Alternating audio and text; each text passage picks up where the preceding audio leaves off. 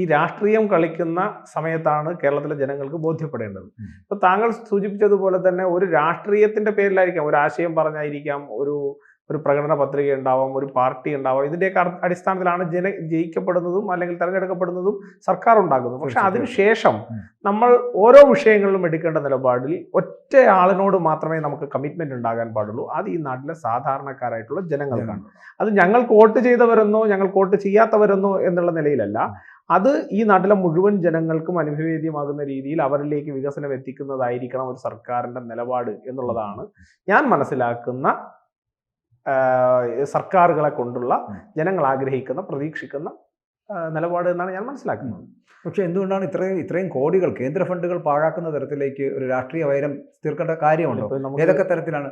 പല smart metre അടക്കം ഇപ്പോൾ ഈ അവസാനം വരുന്നത് PM-ശ്രീ പദ്ധതി പോലും ഇത്തരത്തിൽ കൊണ്ടുവന്നു. പല പദ്ധതികൾ കേന്ദ്ര സർക്കാരിൻ്റെ പല പദ്ധതികളും നടപ്പിലാക്കാതെ പോകുന്നതും ലാപ്സായി പോകുന്നത്. എനിക്കതിൽ ഏറ്റവും വേദന തോന്നിയൊരു കാര്യം ആരോഗ്യമേഖലയിലാണ്. ആരോഗ്യമേഖലയിൽ ഈ 70 വയസ്സിന് മുകളിലേക്ക് എത്തുന്നവർക്ക് നടപ്പിലാക്കിയ ഒരു പദ്ധതി ഉണ്ടായിരുന്നു, നരേന്ദ്രമോദി വിഭാവനം ചെയ്തത്. 5 ലക്ഷം രൂപയുടെ പദ്ധതിയായിരുന്നു. ആ പദ്ധതി ഇന്ന് വരെ കേരളത്തിൽ നടപ്പിലാക്കില്ല. കൂടുതൽ വാർത്തകളും വിശേഷങ്ങളും നിങ്ങളിലേക്ക് എത്താൻ ABC മലയാളം സബ്സ്ക്രൈബ് ചെയ്യുക, ബെൽ ബട്ടണും അമർത്തുക.